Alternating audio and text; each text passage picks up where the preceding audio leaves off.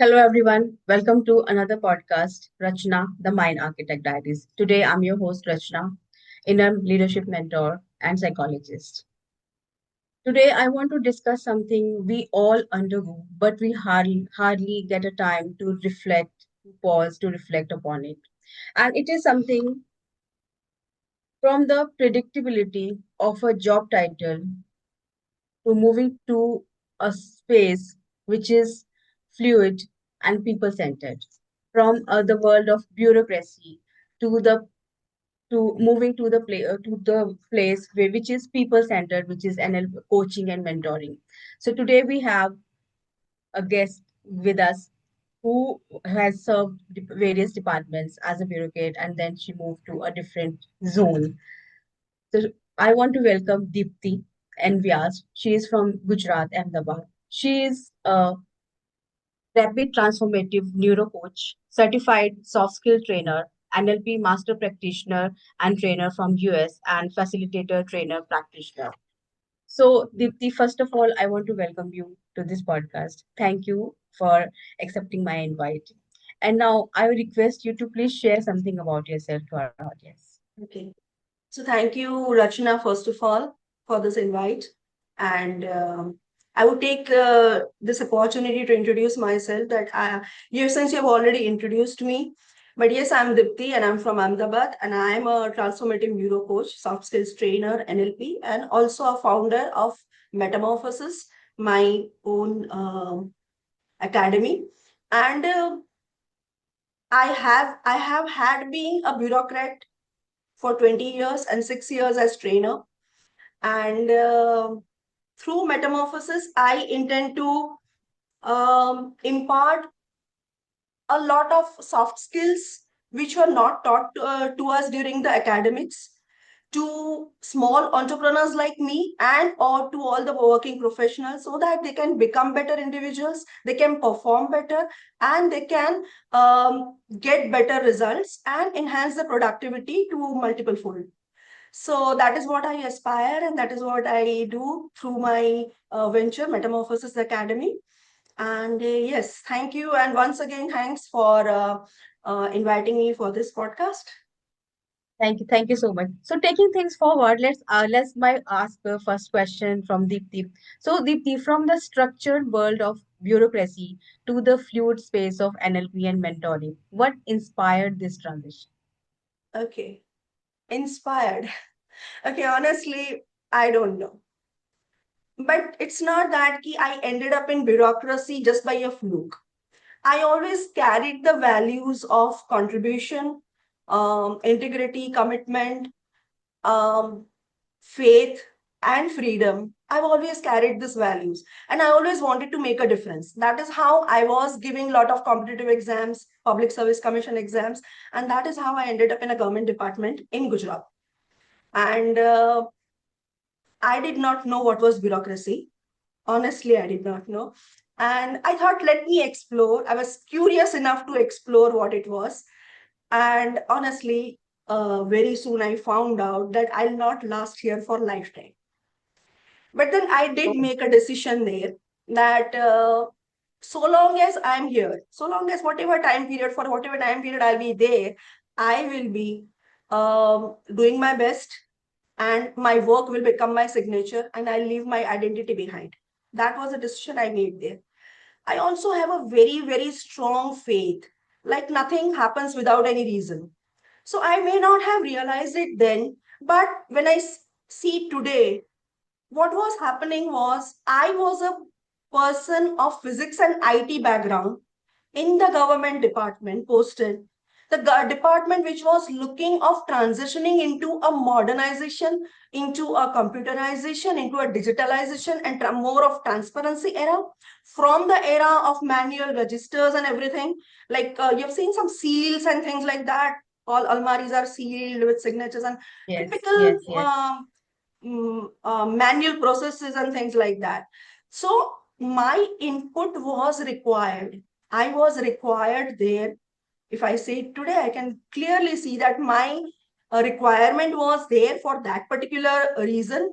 And yes, I was directly and indirectly involved in all those processes in the entire journey of the department, from this manual processes to the dealers, the department's client, logging in from the department's web portal into their own login, and downloading all the statutory forms, digitally signed forms, and filing their returns online, making payments online, and everything. The entire transition took more than a decade and a half. And I was directly or indirectly creating the processes, making creating the structures for it, processes, and implementing them, testing them out. So in a way, in a layman's term, if I say, I was a project leader from a government side Okay. to implement the e-governance in the government sector.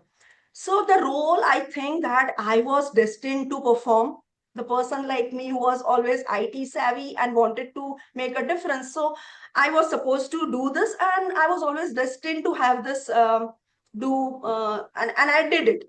So I was happy. Was I happy? Yes, I was happy in a way. Ki I was feeling fulfilled. Ki I'm doing my best. I'm giving all the inputs and contributing to the betterment. Was I frustrated? Yes, I was. Honestly, I was. But Really? I learned to cope. I'll keep on repeating this sentence. I would like to underline this sentence. I learned to cope, because this has a lot of impact on the my future clients and my current clients also. We learn to cope. So that is what I did. I learned to cope. And the day I was out of IT, it was like driving from a top gear car to going into driving in a city with second and third gear. You can't move out because of congestion and things like that. I was in HR and vigilance and things like that. But then that there I found time, and the my value of freedom that I had suppressed for such a long time, it just came to fore. And those questions started coming: what am I doing here? Where I'm heading to? Do I want to do this? Do I want to continue doing this? The answer was absolutely no. So it's another long story how I managed to come out of that, but fir kabhi that. Hmm. So yeah, so did Not an issue. I wanted that transition. I was happy with that, but yes, I did not want to last there forever. So I made efforts to come out, and I was blessed enough to come out. Yeah. So yeah. It's such an inspiring story that you did what you wanted to did, and then you listened to your inner calling also, and then you came out of that, and beautifully you have transitioned. So with this transition, Dipti, I want to ask next question with this, that how did your years in government shape your understanding of mental health, both personally and professionally? Honestly, I did not know the word mental health out there. All I knew was, I repeat the sentence, I had learned to cope. And to me, the coping was taking holidays, going out on to unexplored places, going Wow. on long drives and bike expeditions, and going on solo trips and things like that, going on trekking, traveling, and things like that. I used to take holidays, and that is how I used to cope with my level of whatever I was not able to handle. And yeah, so how did the years help me? I have always been a good communicator and assertive person. I've always been an empathetic person as such. I also have a from a very young age, I have tendency of looking at the consequences of what my actions are leading me to, what impact it's having on others. So those sort of matured things I already had in me.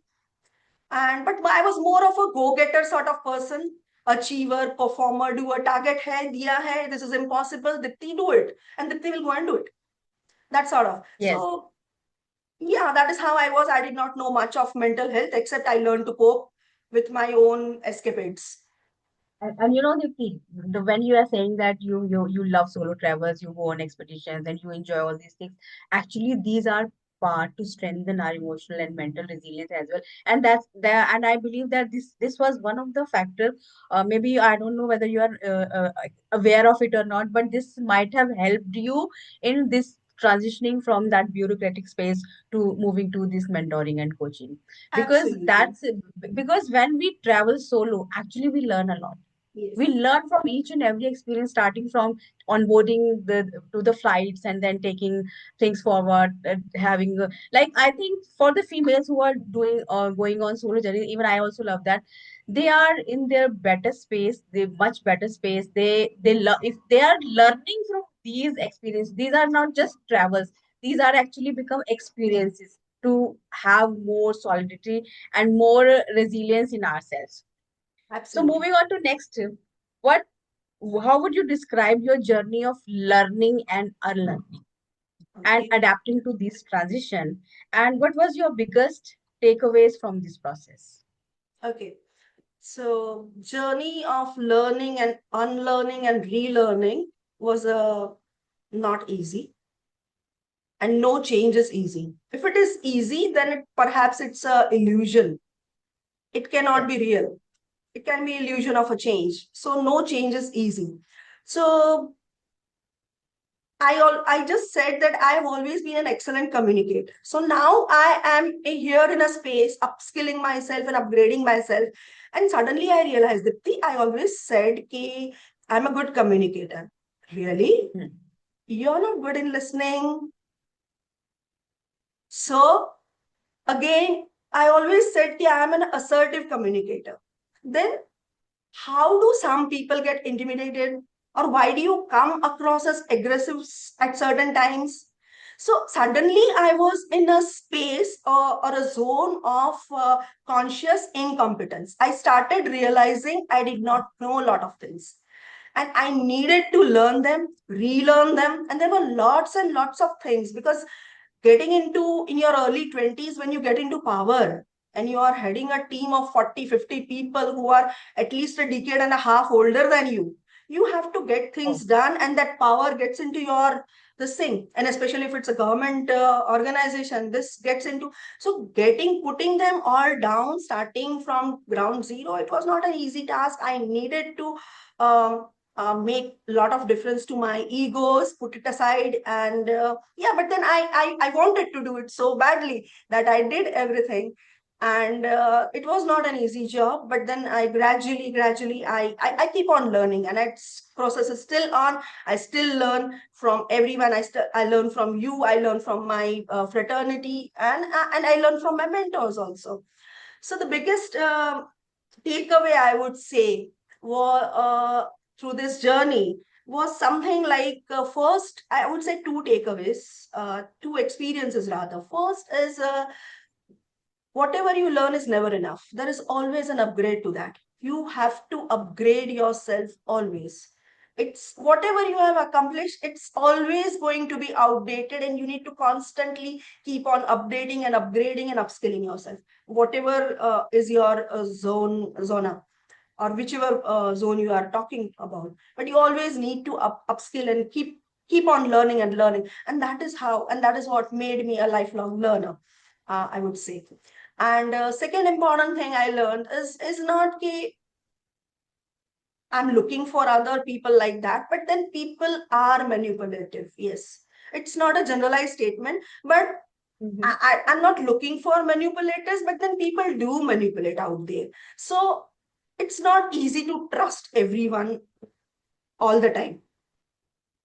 So Yes. yes, I have learned my lessons bitter way. So now it's not that I don't trust any person. I do trust them, but I do have my boundaries, and I do have my evaluation criteria before which I let them inside my zone. So I have learned these lessons during this journey. And yeah. And yes, yes. And when we are talking, we are saying that learning and unlearning we are talking about. Actually, we have to learn many things to grow, build, Yes. survive. Yes. And especially if we are transitioning from one career to another, from a structured place to a fluid space, we have to learn, because now we have to be more adaptable to the situations. Because when we are moving from a job to a business, we have to have cognitive flexibility, and it doesn't come just like that. We are not born with that. We have to learn it. And what we have to unlearn is, Dipti, that we have to unlearn those patterns, those belief systems which are not serving us, isn't it? Absolutely. And I strongly believe that you have beautifully done that already, and that's why your transition, I I would love personally to feel give that an your example. transition was smooth. Yes, I would please. love to give an example. Like I have been always at a middle level management and top level management in my bureaucracy.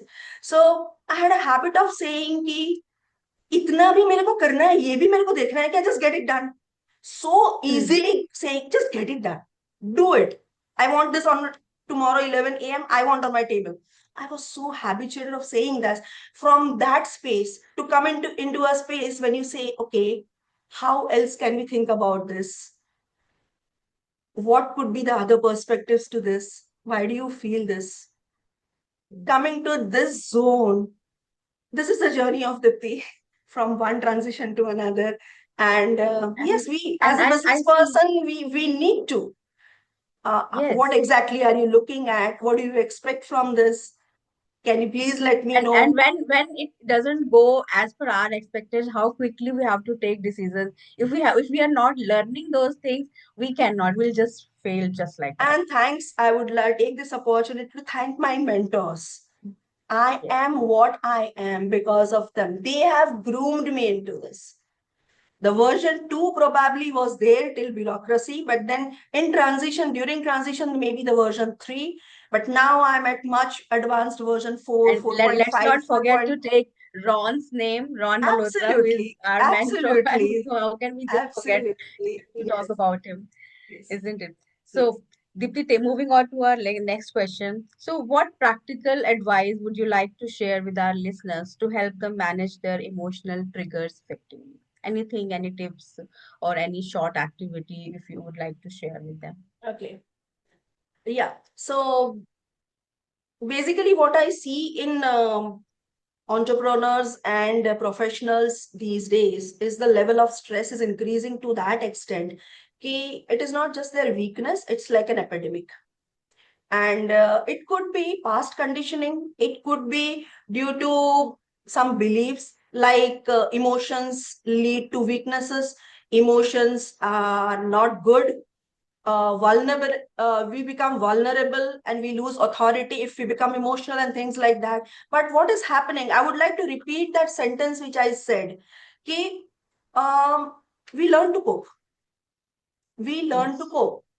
Yeah, what is happening, these are the people who are high performing. I'm talking of people who are actually performing. They are high performing, they have performance pressure, they have to make lot of decisions, critical decisions which would impact lot of things, their company, their family, their lot of things. The decision would impact lot of other people also. They carry the burden of expectations also, and their stature requires them to become a calm and composed person. So what they are doing, they are coping, they learn the coping mechanism.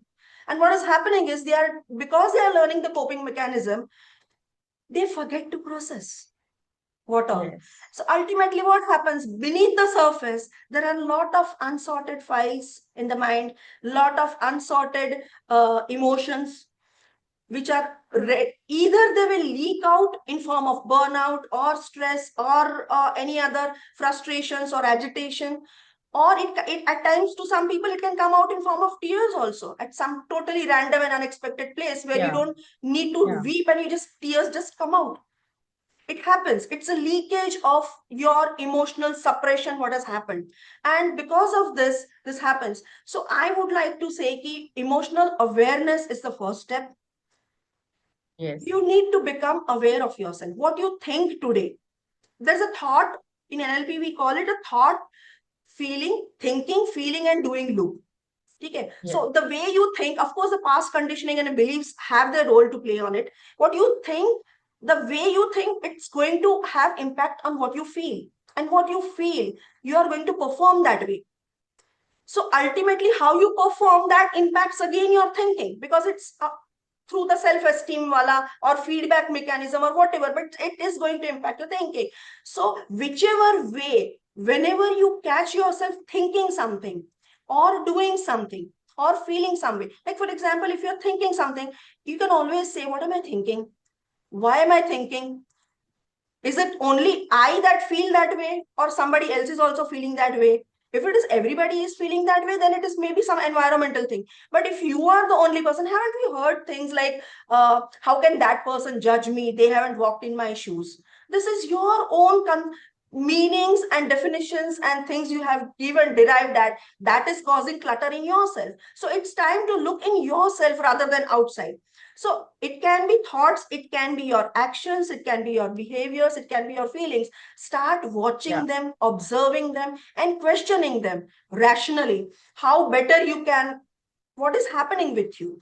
And I'm sure the everything, whatever comes to you, and people are afraid of chaos. They know, some people are there, they know what the clutter is there, why it is there. They already know that. But then who has the time? I have my priorities, ये clutter बहुत सारा है, कब झमेला, take a time, take a day out in a month और 2 months, कि जिस दिन क्लटर लेके ही बैठो, अफ्रेड ऑफ क्लटर कि केओस हो जाएगा, एक्सप्लोड हो जाएगा, things like that. After all chaos also, cosmos emerges from chaos. Let it come out, let everything, let emotions itself means motion, energy in motion. Let it Emotions in flow. it. Yeah. It is not Yeah. supposed to be.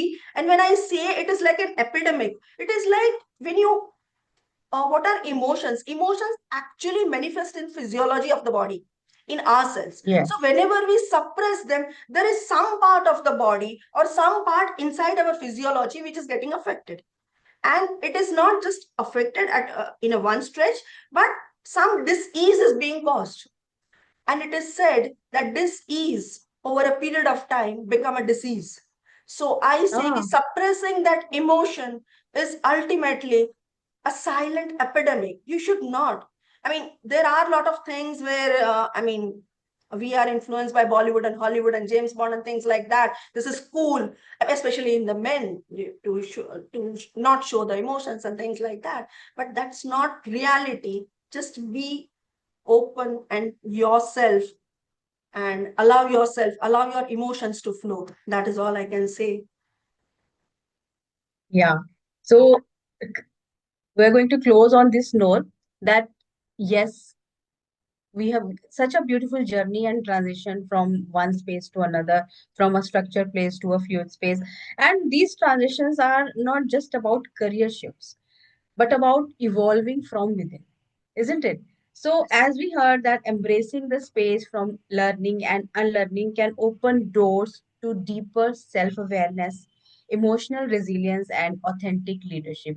So, one not just have to work on that what could be done, what we can do, or whether we should move on to some different space or not. Yes, there is always a chance, there is always a space and scope to move to from one field to another if you are really willing, if you are really determined, and you have to undergo a lot inside as well as outside. So what Absolutely. I want to close it on this note that rewriting our own stories in a different way and holding on to the feelings, embrace your journey and lead from within. Absolutely. All the changes happen from within.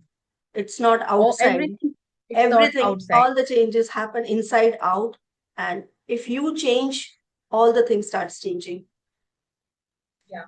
So thank you, Dipti, for joining us with today's podcast. And I hope our learners, especially females who are thinking of starting their career or after a break, because we see that our females after marriage and after their children, they took a long break, and but still they want to do something. They want to move to different field, and they are serving the nations in different segments. So this is my closing note that yes, all the girls out there, if you want to do, please stick to that, please be consistent in your efforts and do achieve.